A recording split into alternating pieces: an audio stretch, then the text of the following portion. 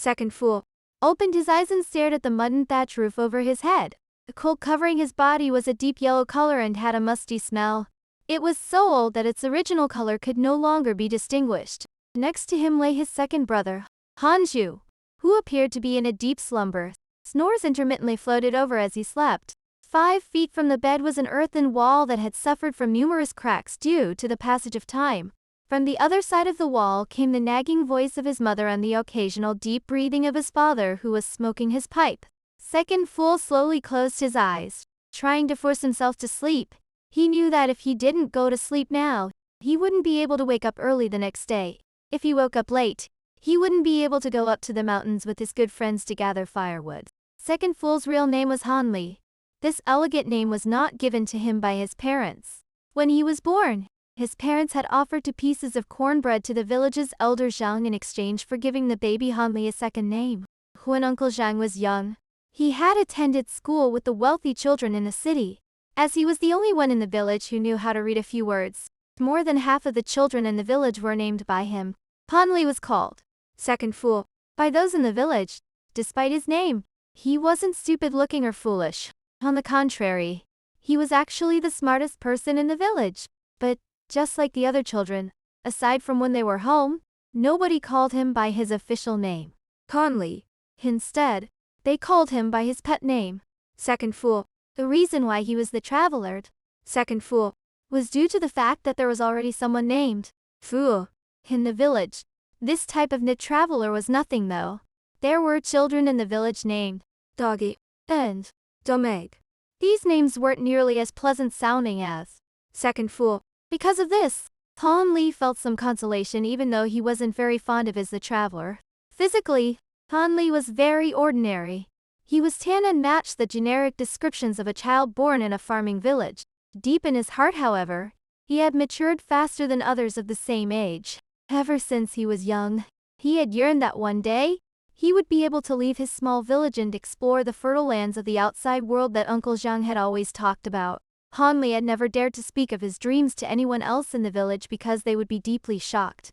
After all, leaving this place was a notion that even adults didn't easily think about, let alone a small child.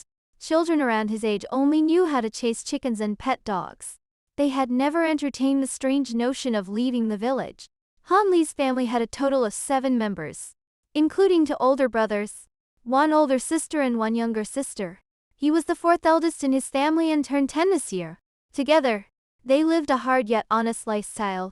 Very rarely did they get to eat meat and fish, but the entire family was content with living with the meager resources they had. At this moment, Hanli was hovering between a state of sleep and consciousness.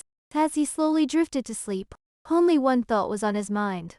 While in the mountains, he had to pick more red berries for his younger sister whom he doted on the most. The next morning, at noon, Hanli was shielding himself from the scorching sun overhead in the shade cased by the pile of lumber on his back. Wrapped around his chest was a pouch filled to the brim with red berries that bounced with each step as he walked home. He had no idea that at this moment, there was a guest in his home, a guest that would change his destiny forever. This guest was actually someone who had very close blood ties with Hanli. It was his 3rd uncle.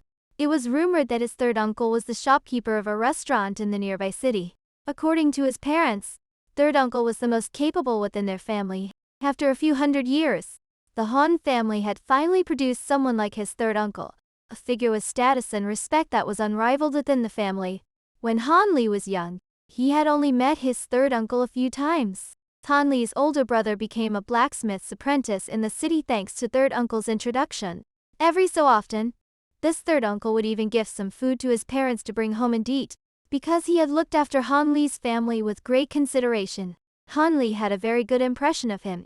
Even though his parents never said anything, he knew that in their hearts. They were very grateful. Hanli's eldest brother was the family's pride and joy. As an apprentice of a blacksmith, he was able to bring home 30 copper coins every month, minus living expenses. And when he finally graduated from his apprenticeship, he would earn even more money. Every time his parents talked about their eldest son, their spirits would soar with pride. Although Hanli was young, he was tremendously envious. The best work he could find was to be the apprentice of a craft master and rely on the crafts he made to earn money. So when Han Li saw the brand new satin robes in the round face that belonged to his third uncle, Han Li was overjoyed. Setting down the firewood in a corner outside of the house, he went to the front of the house to greet his third uncle. Third uncle, Han Li greets you? After doing so, he obediently stood to the side and listened to his third uncle chat with his parents. Third uncle beamed at Han Li as he opened his mouth, praising his nephew. What a sensible child. After complimenting Han Li, he turned his attention back to Han Li's parents and explained the reason for his visit. Although Han Li wasn't able to fully understand the words his third uncle was saying as he was too young, he still roughly understood what was said. It turned out his third uncle's restaurant had the backing of the Seven Mysteries sect. This sect was divided into the inner and outer divisions. Not too long ago, third uncle had been officially recognized as an outer disciple. That meant that he could bring a child between the ages of 7 and 12 to take the inner disciple examinations. Once every 5 years, the Seven Mysteries sect would formally issue invitations for youngsters to take the test to become inner disciples. The test would officially begin the following month. Third uncle was a smart and astute man who was childless, so he naturally thought of Han Li, who met the age requirement. The moment the usually docile father Han heard the words Jiang Hu and sect, along with many other phrases he had never heard before, he felt very hesitant. Bringing his smoking pipe to his lips and giving it a puff, he sat down without saying a word.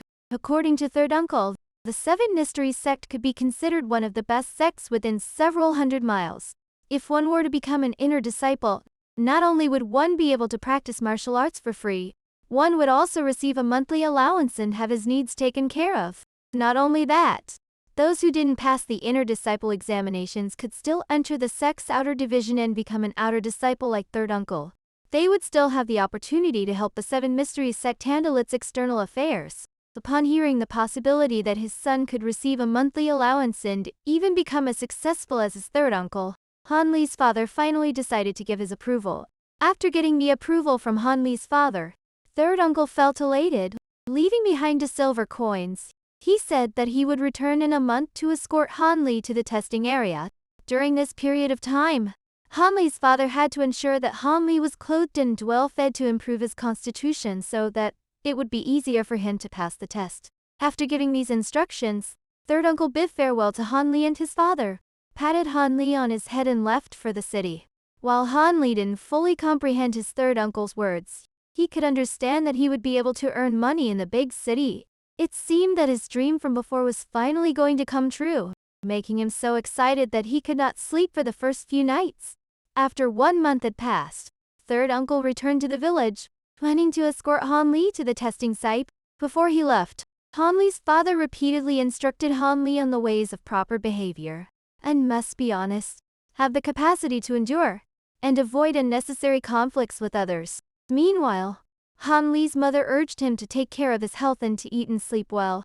On the carriage, Han Li had to bite down on his lips to prevent himself from crying, as he watched his parents gradually disappear from sight.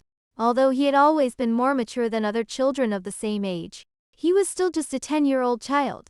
This was the first time he had left home, so he naturally felt depressed. A homesickness developed in his heart, and he was determined to rush home after he struck rich, never to be separated from his parents again. Han Li would never have thought that from this moment on, money would lose any meaning to him. He was unexpectedly going to walk a path different from ordinary mortals. Instead, he was going to walk down his own path towards immortality.